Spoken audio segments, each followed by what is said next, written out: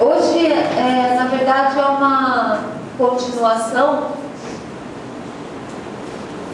do que a gente refletiu essa semana, e aí eu vou fazer uma breve recapitulação, porque nem todos estavam aqui, e para os que estavam também a gente refresca, né? Às vezes a gente ouve alguma coisa no espírito que às vezes no dia a gente não ouviu, porque também foi muita informação, né, esses dias todos.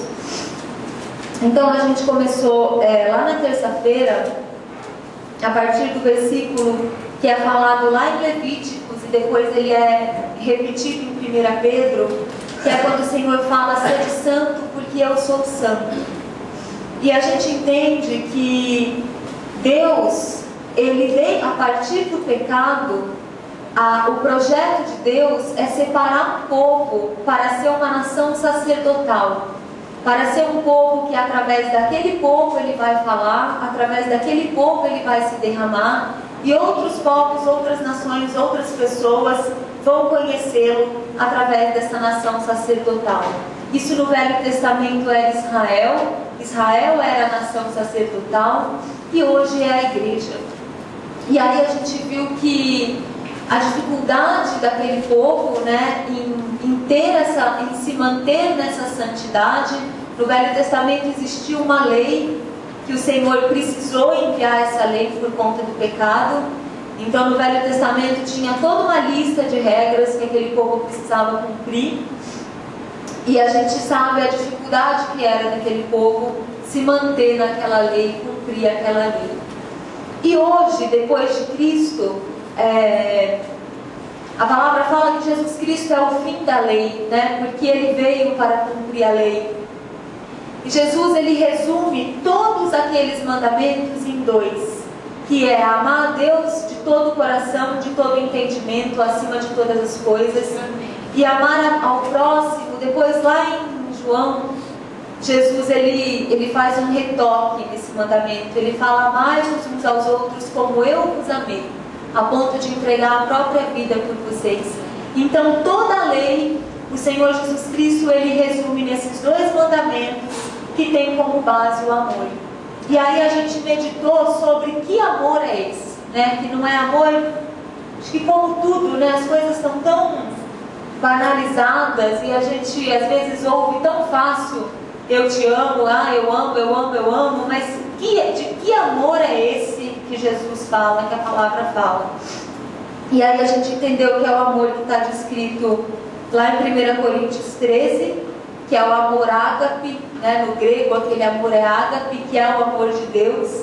E a gente meditou um pouco sobre todas as características daquele amor, né? Todas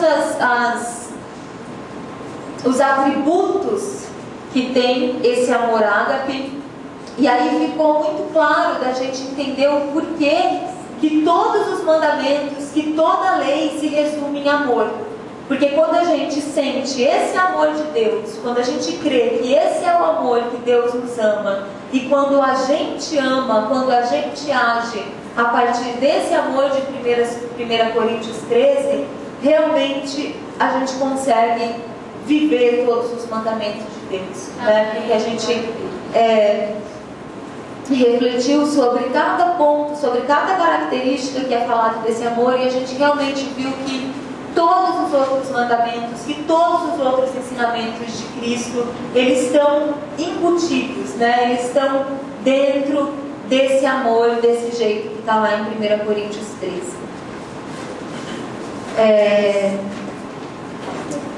E aí na terça a gente viu que o caminho que a gente tem para conseguir viver esse amor é o Getsemane. É matando a nossa natureza pecadora, é matando a nossa carne. E aí a gente viu que o Getsemane, passar pelo Getsemane, tem essa coisa que para nossa razão humana limitada é um pouco contraditória, porque é uma coisa que dói, porque a nossa alma grita quando ela está sendo morta, mas ao mesmo tempo o nosso espírito fica regozijante, porque a gente sabe que a gente está matando uma coisa que nos afasta de Deus, né? E aí a gente viu também o quanto não existe pensar em vida cristã, em vida com Deus, que não seja baseado em amor, porque é por amar a Deus que eu mato a minha natureza pecadora, assim como está escrito lá em 1 João 3,3. Porque a gente ama a Deus e porque a gente tem a esperança da vida eterna, é que a gente se purifica, é que a gente busca a nossa santificação. Porque se a gente crê que a gente vai viver com um ser que é puro e que não pode conviver com as trevas, que não pode conviver com o pecado, então, por amar a Deus e por ter essa esperança de passar a vida eterna com Deus, a gente se purifica. E aí a gente terminou com uma questão, né, que aparece lá em Lucas, que as pessoas que estavam seguindo a Jesus falaram assim: mas Senhor, sendo assim, quem que pode ser salvo, né? E aí o Senhor fala que o que é impossível para o homem é possível para Deus. E a gente viu lá em Marcos 9:23 que a palavra fala que tudo é possível ao que crê.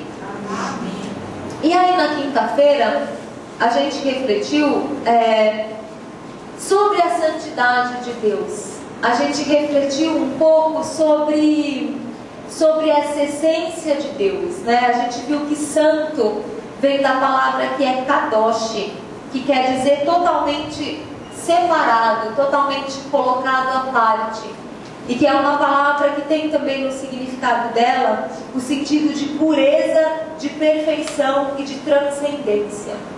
Então eu acho que ficou bastante claro na quinta-feira que Deus, Ele é um ser, Ele é o único ser que é absolutamente separado de maldade. E isso é uma coisa que realmente a gente precisa buscar ter a revelação espiritual disso, porque a nossa mente humana não consegue conceber nada que seja absolutamente separado de impurezas. Porque tudo, a gente nasceu, nenhum de nós aqui é nem Adão e nem Eva, né? Então a gente já nasceu contaminado pelo pecado. A gente já nasceu num mundo contaminado pelo pecado. Tudo que a gente olha, que a gente vê, tudo que a gente sente, tudo que a gente fala, tudo o que a gente faz é contaminado pelo pecado. Não existe nada absolutamente separado do pecado. Não existe nada absolutamente separado de impureza a não ser Deus. Amém. E aí na quinta-feira,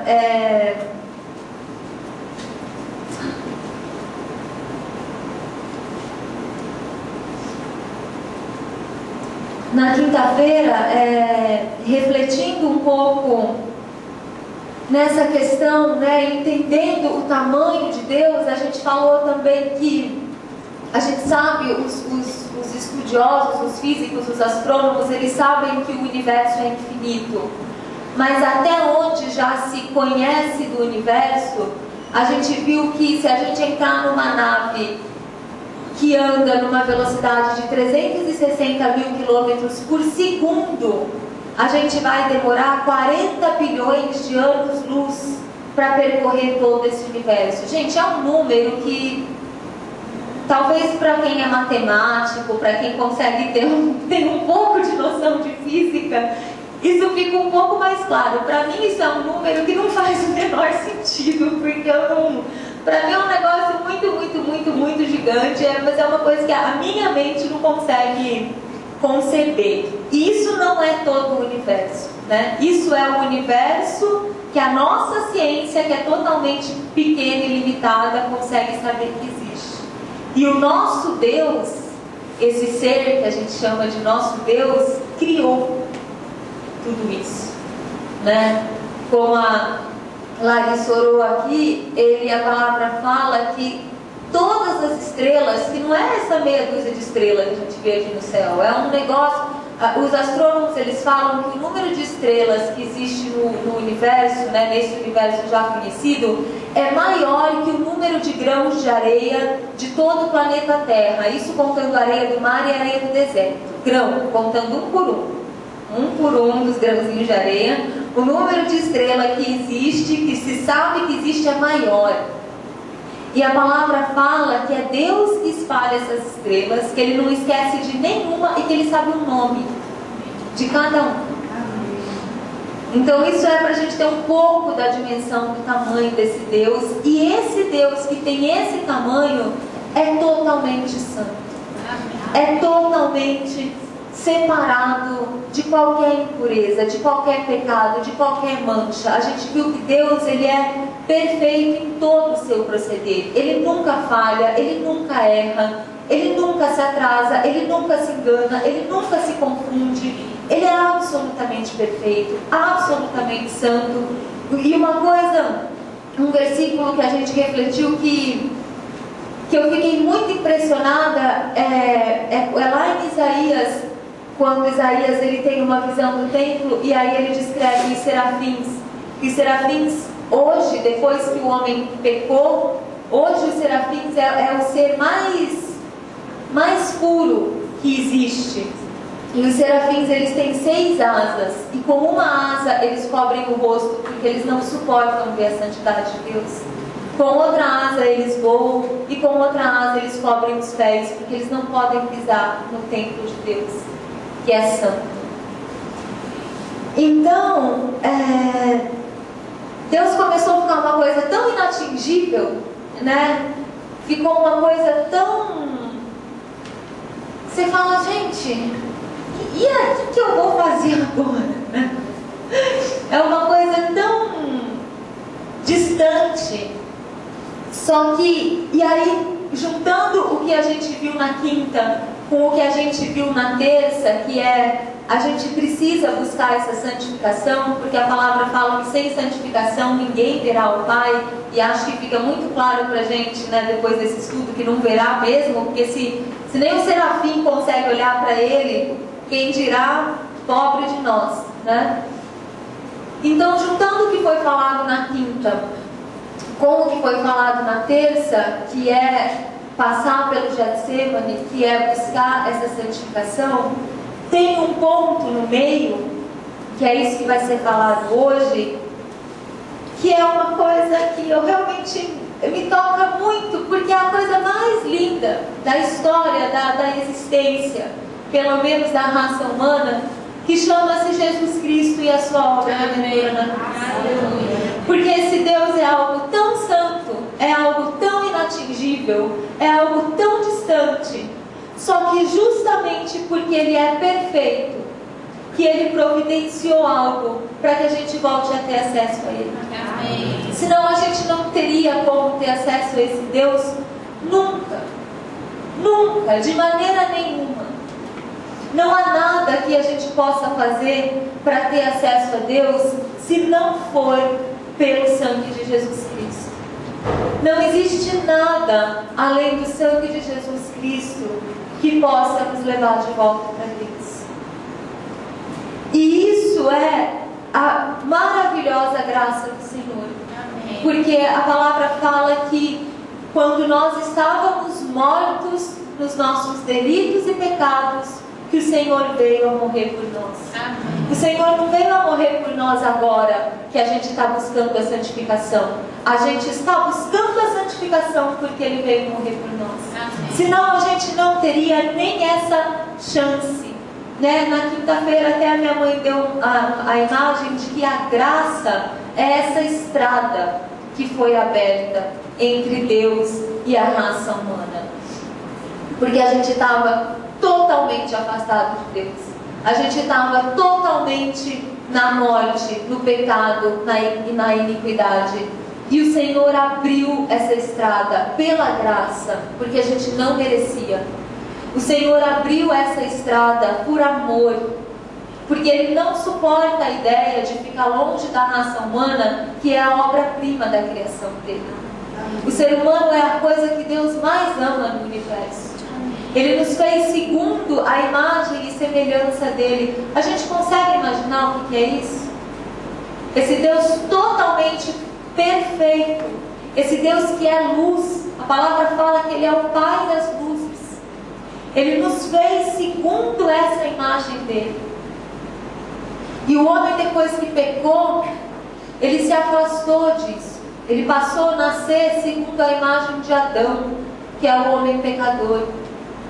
Mas a graça de Deus, eu entendo, a graça de Deus, as palavras são sempre muito empobrecedoras, né? Mas eu entendo a graça de Deus como o atributo que faz Deus um ser perfeito e completo.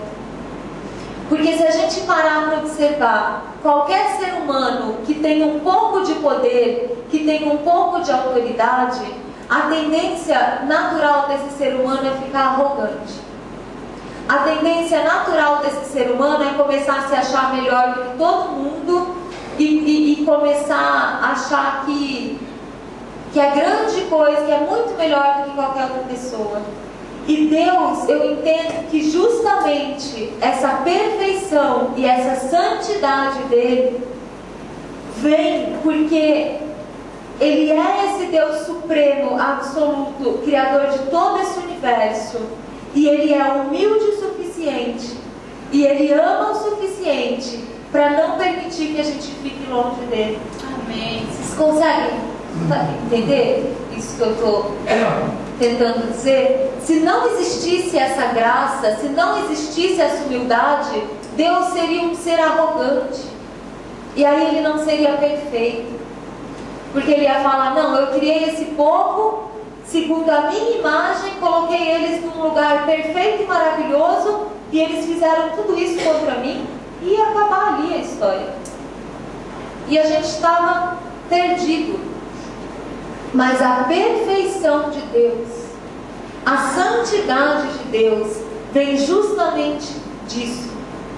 Vem justamente para o nosso entendimento de que, sendo tudo isso, Ele é humilde, Ele nos ama e Ele morreu por nós. Amém.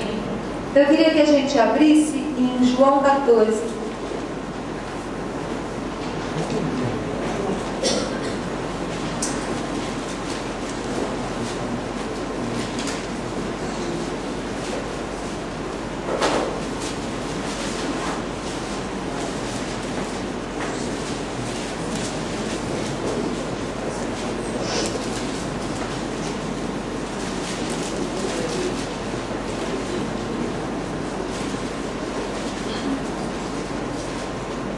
João 14:1 fala assim: não se turbe o vosso coração.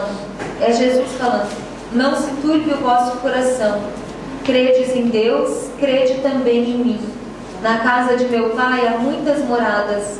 Se assim não fora, eu vou-lhe teria dito, pois vou preparar-vos lugar.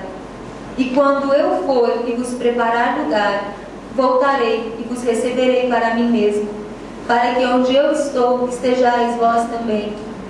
E vós sabeis o caminho para onde eu vou. Disse-lhes Tomé: Senhor, não sabemos para onde vai. Como saber o caminho? Respondeu-lhe Jesus: eu sou o caminho, e a verdade, e a vida. Ninguém vem ao Pai, senão por mim.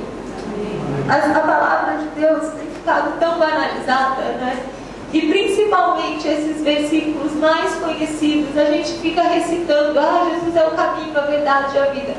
Se a gente para pensar na essência do que Jesus está falando, quando a gente tem o entendimento de quem é esse Deus absolutamente santo, absolutamente puro, e de quem somos nós, e que Jesus Cristo abriu esse caminho para a gente voltar para a casa do Pai, e Ele tem o cuidado de nos dizer que Ele está preparando um lugar para nós.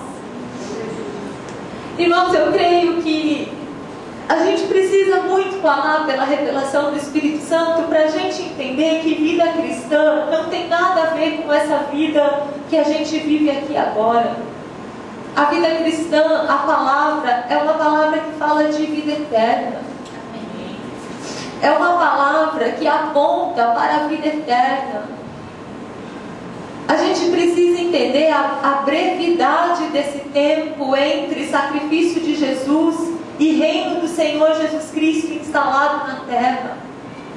A coisa está demorando um pouco mais de tempo do que era o projeto inicial de Deus, porque no projeto inicial de Deus, logo após o sacrifício de Jesus Cristo, o Senhor já viria para instaurar o reino dele aqui na terra. Mas foi porque o povo de Deus, os judeus, não aceitaram a Jesus, que esse tempo foi prolongado. Então a gente precisa entender a brevidade, a gente precisa se sentir absolutamente grato por ter dado tempo da gente nascer e da gente existir, para a gente poder provar da maravilha da vida eterna com Deus.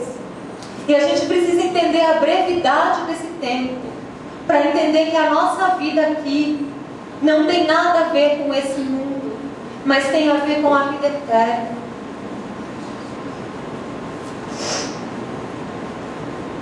E Jesus, Ele é tudo isso, porque Ele é Deus, e porque Ele é Deus, Ele é eterno. E Ele saiu de lá desse lugar, que a nossa mente consegue talvez imaginar um pouco o que é a morada de Deus, o que é o lugar sagrado onde Deus vive. Ele saiu lá daquele lugar, da sua onisciência, da sua onipresença, da sua onipotência, para se limitar a um corpo igual a esse. Um corpo que não tinha pecado, mas era um corpo físico exatamente igual a esse. Um corpo que precisava comer, que precisava dormir. Só por isso, irmãos, só por isso, Ele já teria feito muita coisa por nós. Só de abrir mão de tudo isso que a gente não tem exata ciência do que é, e se limitar a um corpo humano, Ele já teria feito muito por nós. E aí eu queria que a gente lesse um texto em Colossenses e depois um texto em Isaías, para a gente entender um pouco mais da natureza, porque sabe, está tudo tão banalizado. O sacrifício de Jesus na cruz, você, que nem foi falado, né, na quinta-feira, a gente perdeu completamente o temor das coisas, até para pregar a palavra. A gente fica nessa de, você aceita Jesus como se Jesus fosse uma xícara de café que a gente está, né, oferecendo. Então isso que é a essência do cristianismo, isso que é a essência do que a gente crê, que é o sacrifício de Jesus na cruz, a gente precisa entender a profundidade disso, e a gente precisa não se acostumar com essa informação. Amém. A gente tem que todos os dias acordar e se espantar com essa informação, porque não tem nada de banal nisso, não tem nada de comum nisso, não tem nada nessa informação que possa nos fazer levantar, sair da cama e viver um dia absolutamente banal, como se não tivesse nada de especial acontecido por nós, pela humanidade. Então, se a gente nunca teve a revelação da profundidade que é isso, a gente precisa buscar a Deus para ter, e para ter isso todos os dias, para a gente se espantar com essa informação todos os dias, porque isso não pode ficar comum nas nossas vidas. Isso não pode virar mais uma informação nas nossas vidas, como morreu um na esquina assassinado. Sabe que você está assistindo o jornal? Um acidente matou não sei quantas pessoas. A manifestação, nananana. 2015 anos, um homem chamado Jesus morreu. Sabe, vira uma informação como qualquer outra. E a gente não pode deixar isso acontecer. Lá em Colossenses 1, a partir do verso 13, fala assim: Ele nos libertou, Ele é Jesus, nos libertou do império das trevas e nos transportou para o reino do Filho do seu amor, no qual temos a redenção, a remissão dos pecados. Ele é a imagem do Deus invisível, o primogênito de toda a criação, pois nele foram criadas todas as coisas, nos céus e sobre a terra, as visíveis e as invisíveis, sejam tronos, sejam soberanias, quer principados, quer potestades. Tudo foi criado por meio dele e para ele. Ele é antes de todas as coisas. Nele tudo subsiste. Eu vou só voltar no 15. Ele é a imagem do Deus invisível, o primogênito de toda a criação, pois nele foram criadas todas as coisas, nos céus e sobre a terra, as visíveis e as invisíveis, sejam tronos, sejam soberanias, quer principado, quer potestade. Tudo foi criado por meio dele e para ele. Amém. Ele é antes de todas as coisas, nele tudo subsiste. Amém. E agora vamos para Isaías 53.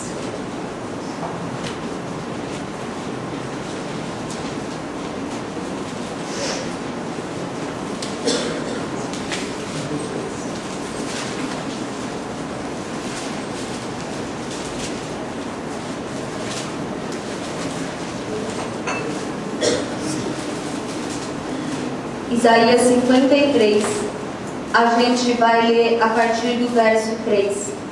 Da mesma maneira que Colossenses estava falando de Jesus Cristo, esse texto também está falando de Jesus Cristo. Era desprezado e o mais rejeitado entre os homens, homem de dores e que sabe o que é padecer. E como um de quem os homens escondem o rosto, era desprezado e dele não fizemos caso. Certamente Ele tomou sobre si as nossas enfermidades e as nossas dores levou sobre si. E nós o reputávamos por aflito, ferido de Deus e oprimido. Mas Ele foi traspassado pelas nossas transgressões e moído pelas nossas iniquidades. O castigo que nos traz a paz estava sobre Ele, e pelas suas pisaduras fomos sarados. Todos nós andávamos desgarrados como ovelhas, cada um se desviava pelo caminho, mas o Senhor fez cair sobre ele a iniquidade de todos nós. Ele foi oprimido e humilhado, mas não abriu a boca. Como cordeiro foi levado ao matadouro, e como ovelha muda perante os seus tosquiadores, ele não abriu a boca. Por juízo opressor foi arrebatado, e de sua linhagem quem dela cogitou? Porquanto foi cortado da terra dos viventes, por causa da transgressão do meu povo foi ele ferido. Designaram-lhe a sepultura com os perversos, mas com o rico esteve na sua morte, posto que nunca fez injustiça, nem dolo algum se achou em sua boca. Todavia, ao Senhor agradou moê-lo, fazendo enfermar. Quando der ele a sua alma como oferta pelo pecado, verá a sua posteridade e prolongará os seus dias, e a vontade do Senhor prosperará nas suas mãos. Ele verá o fruto do penoso trabalho de sua alma e ficará satisfeito. O meu servo, o justo, com seu conhecimento justificará a muitos, porque as iniquidades deles levará sobre si. Por isso eu lhe darei muitos como a sua parte, e com os poderosos repartirá ele o despojo. Porquanto derramou a sua alma na morte, foi contado com os transgressores, contudo levou sobre si o pecado de muitos e pelos transgressores intercedeu. Amém. Vocês conseguem perceber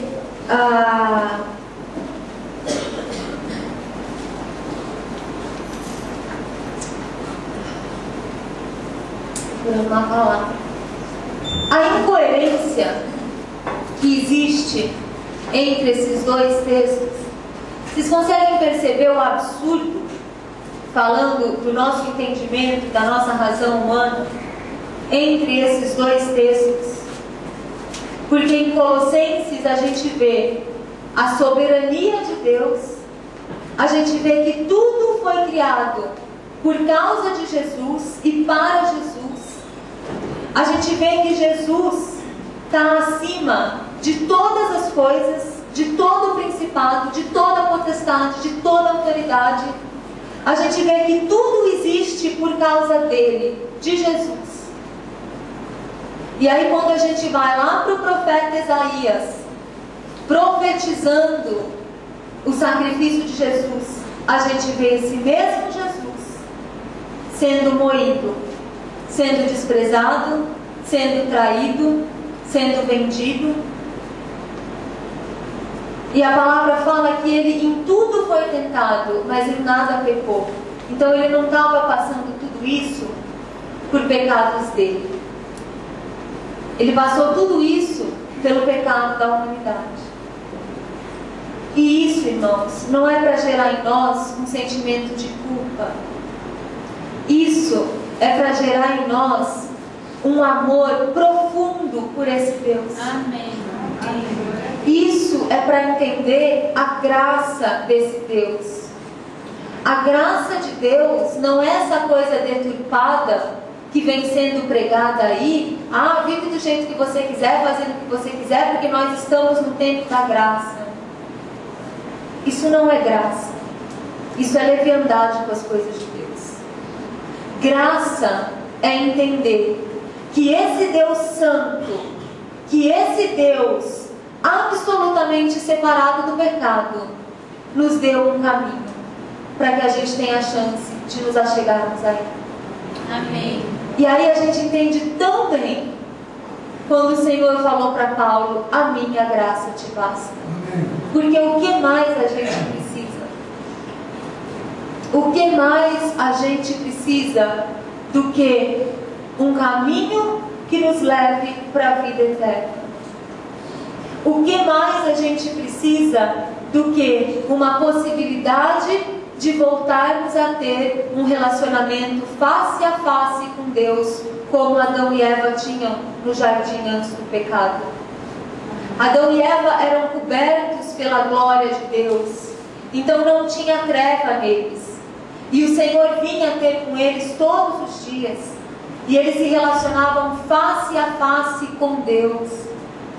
E essa palavra Deus também está tão banalizada que a gente perde a noção do que é se relacionar face a face com Deus. Nem os serafins olham para a face de Deus. A gente viu na quinta-feira vários exemplos que a Bíblia cita de homens que, quando encontraram com Deus, não puderam ficar em pé. Homens que se abandonaram, que a única possibilidade ali era cair com a face em terra. E eu creio que alguns de nós aqui já tenha vivido essa experiência. Às vezes você está num momento buscando a Deus, você está num momento de intimidade com Deus, e a única coisa que você consegue fazer é se prostrar com a face em terra diante da presença de Deus. A gente viu isso acontecendo com Paulo, com Daniel, com Gideão. Eu estava me vendo Jerônimo na cabeça. Gideão, Moisés, João. E conosco não é diferente. Quando a gente tem um real encontro com a presença de Deus, a gente não dá conta de se sustentar em pé, nem mesmo sentado. E aí a gente chega num outro ponto, que é: a presença de Jesus Cristo transforma. A presença de Jesus Cristo causa algo de grande impacto em nós. Cada um tem a sua necessidade, cada um tem o seu aonde Deus vai tocar e transformar. Jacó, quando encontrou com um anjo, ele ficou manco. Paulo ficou 3 dias cego e sem falar, porque teve um verdadeiro encontro com Deus. Então, às vezes a gente fica patinando e patinando e patinando, porque nos falta ter um verdadeiro encontro com Deus. Porque nos falta ter esse amor que é reverente. Sabe, você pode ler a palavra de Gênesis a Apocalipse. Com exceção de 1 ou 2 versículos, a palavra não nos fala sobre melhorar a nossa vida aqui na terra. A palavra não nos fala sobre nós enriquecermos nessa terra. A palavra não nos fala sobre nós termos sucesso nessa terra. A palavra de Deus, que é o Verbo, que é Jesus, que é o caminho, é algo para nos levar, para nos conduzir à vida eterna. Amém. E é disso que a igreja do Senhor instalada na terra está totalmente distanciada. Porque nos falta o entendimento de que a nossa vida aqui não tem nada a ver com a nossa vida aqui. A nossa vida aqui tem a ver com percorrer o caminho que é Jesus Cristo e chegar na vida eterna. A nossa vida aqui tem a ver com eu entender que esse ser supremo, santo, absoluto, maravilhoso, me criou para que eu me relacionasse face a face com Ele. Amém. E eu estou impossibilitado de ter essa relação por causa do pecado que habita em mim. Mas eu posso voltar a viver essa relação na vida eterna. E eu posso me aproximar mais e mais dessa intimidade com Deus nessa vida, se eu passar pelo Getsemane. Porque existe o caminho. Porque existe a estrada que foi aberta. Porque existe a graça de Deus. Porque existe o amor de Deus que nos dá essa chance da gente voltar a se relacionar face a face com o Pai. Esse é o sentido da nossa existência. Isso é o que dá sentido para a nossa vida aqui na terra. É irmos nos aperfeiçoando de glória em glória, como a palavra diz lá na continuação de 1 Coríntios 13, que Paulo fala que por enquanto ele vê em partes, mas chegará um momento que tudo será revelado. Paulo está dizendo que nessa vida, enquanto a gente está aprisionado a esse corpo de pecado, a gente pode em partes conhecer um pouco da glória e da santidade de Deus. Conforme a gente vai sendo santificado, conforme a gente vai sendo edificado, a gente vai se aproximando de Deus e se aproximando da glória e da perfeição dele. Mas a aproximação completa, o ver face a face, a gente só vai ter lá na glória, porque esse corpo aqui não suporta a glória de Deus. Se a glória de Deus se revela toda, a gente não consegue nem olhar para o sol. E a gente sabe que o sol é uma estrela insignificante diante da glória de Deus. Se o nosso corpo não suporta nem o sol, quanto mais a glória do Senhor. E quando a gente tem esse entendimento, aí a gente volta um pouco no que foi falado na terça, que o Getsemane, por um lado ele é sofrido, mas por outro lado ele é um grande prazer. Porque quando a gente tem esse entendimento de que é esse corpo de pecado, de que é o pecado que habita em nós, que nos separa desse Deus maravilhoso e amoroso, a gente passa a odiar esse pecado. Imaginem vocês loucamente apaixonados por alguém. E imagine alguma coisa que te atrapalha de estar com essa pessoa. Vocês não iam odiar essa alguma coisa que impede, que atrapalha? Isso é o nosso corpo. Isso é o nosso corpo. Isso é o pecado que habita no nosso corpo. É o que nos impede de estar face a face com Deus. Então, quando a gente tem essa revelação, a gente passa a odiar o pecado. A gente passa a odiar essa nossa natureza carnal. E a gente passa a fazer qualquer coisa para que isso morra. Para que a gente possa estar mais e mais perto desse Deus absoluto e maravilhoso. Então, eu fico encantada com as coisas de Deus, porque ao mesmo tempo que essa palavra ela é muito profunda, ao mesmo tempo ela é o básico. Ao mesmo tempo ela é a coisa mais simples que existe. Porque é o começo de tudo. Sem crucificação, sem a obra redentora de Jesus Cristo, o que seria de nós?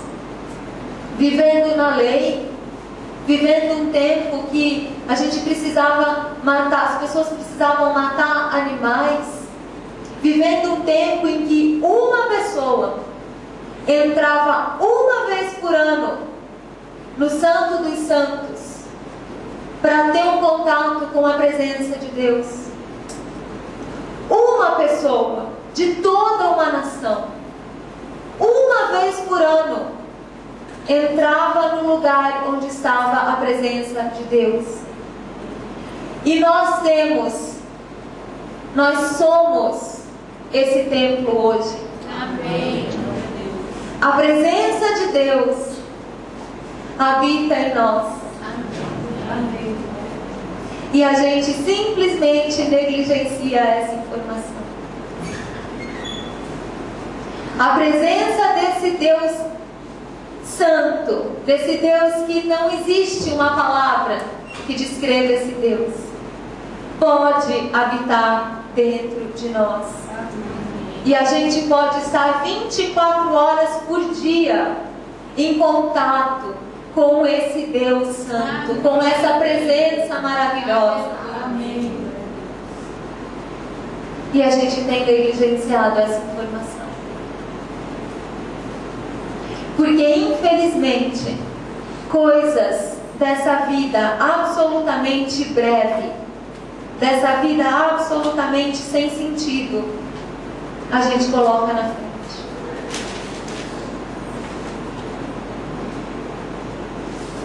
Não existe, irmãos, viver essa presença gloriosa de Deus sem sacrifício.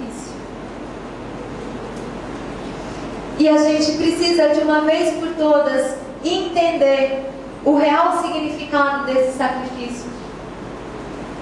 Que, como eu acabei de dizer, é algo que vai nos fazer aproximar desse ser maravilhoso, desse ser perfeito, desse ser que é amor. Irmãos, quando a gente entende verdadeiramente no nosso espírito que a perfeição de Deus está justamente no fato de Ele não ter ficado lá no conforto dele. Gente, Deus, Ele vive nesse lugar que é santo. Ele tem anjos que o adoram 24 horas por dia. Ele não precisa de nenhum de nós.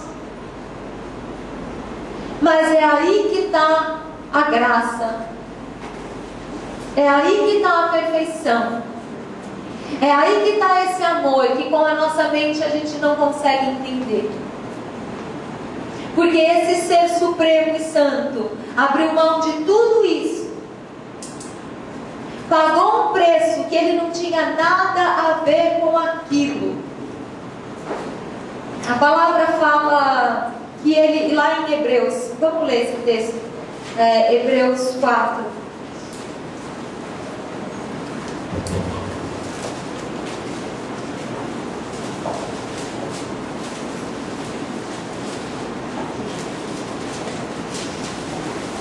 Hebreus 4:14.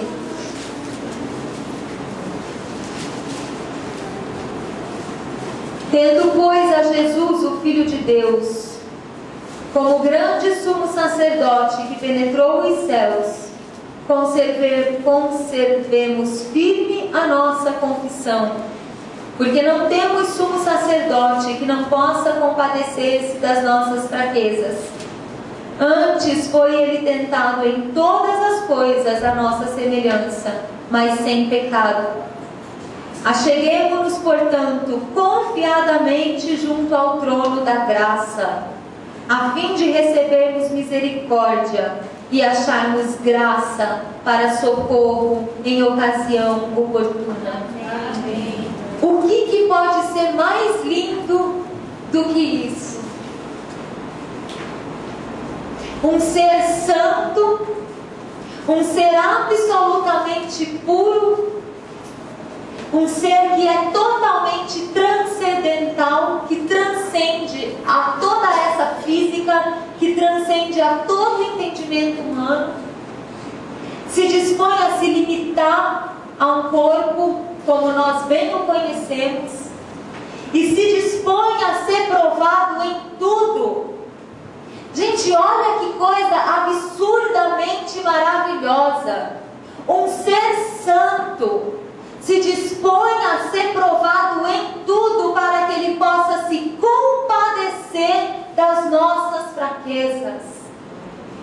Não há nenhum Getsemane que a gente tenha que passar que Jesus Cristo não saiba o que é. Um ser santo, gente, um ser puro, um ser que não conheceu o pecado, se dispõe a ser provado, se dispõe a ser tentado, não por seres que já estavam buscando e já estavam fazendo de tudo para estar perto dele, mas por seres totalmente distantes, vivendo na treva e na iniquidade. E aí, quando a gente precisa levar as cargas uns dos outros, mas fulano não merece que eu faça isso por ele. Não, eu vou gastar tempo para ajudar o irmão. Não, fulano não é irmão, não é convertido, está na igreja, mas não é convertido.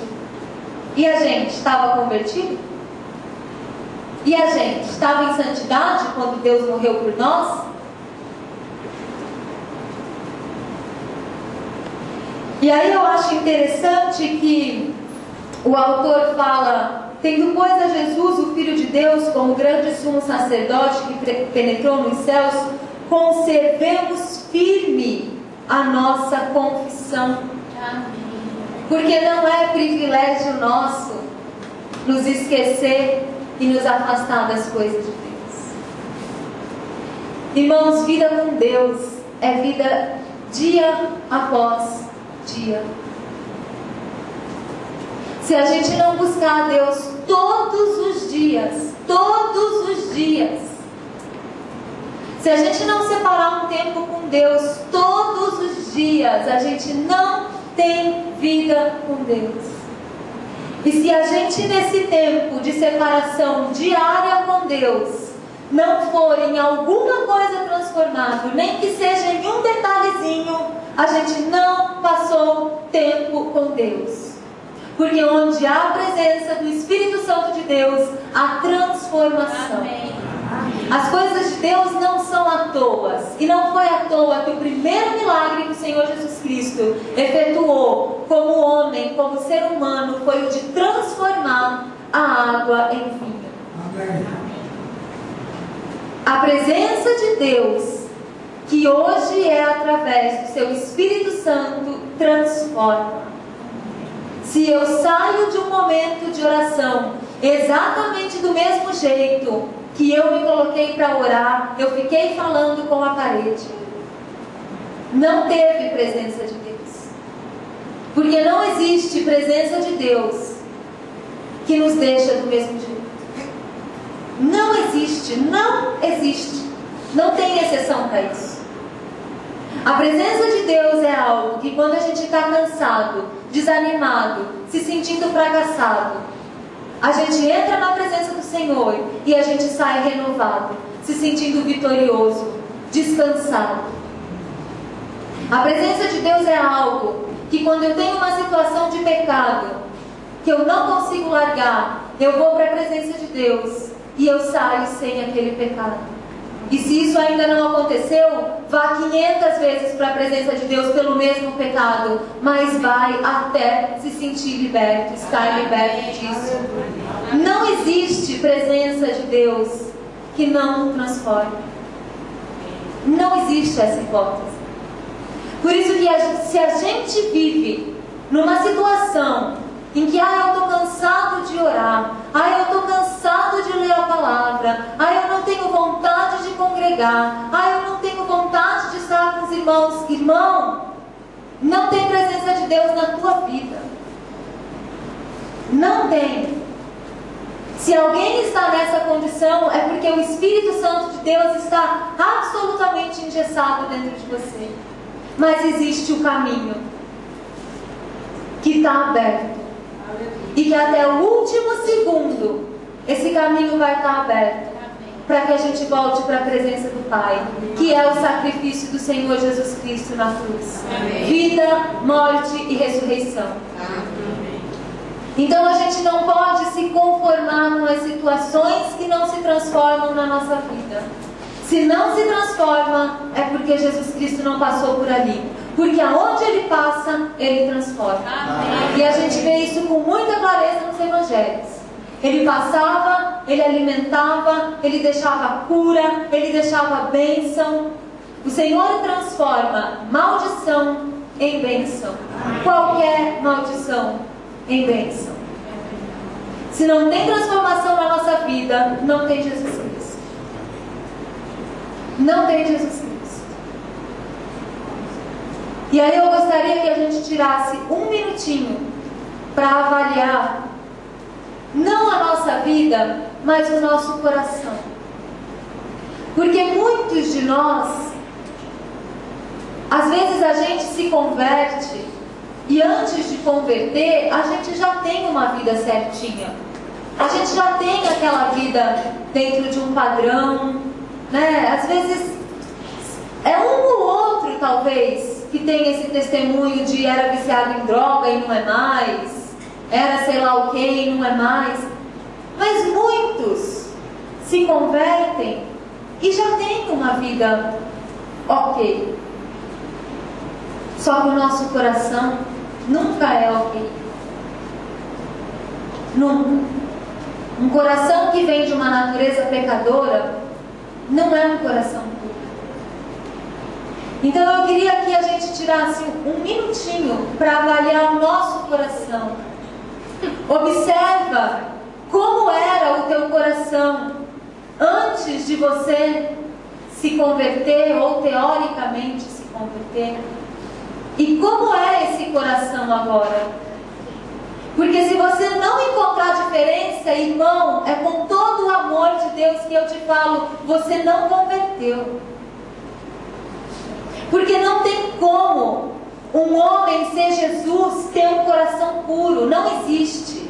Porque esse seria o homem perfeito. E o único perfeito é Jesus. Então se você profundamente se avaliar e o seu coração for exatamente igual ao coração de antes de você conhecer a palavra, irmão, você não converteu. E glória a Deus porque você está aqui hoje. Porque você tem a chance de se converter hoje. Amém. Então eu queria que a gente tirasse um minutinho para a gente avaliar o nosso coração. E tenha sinceridade, você não vai falar nada para ninguém. É uma conversa sua e Deus.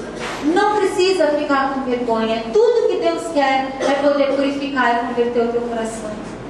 Então um minutinho, vamos ter esse momento.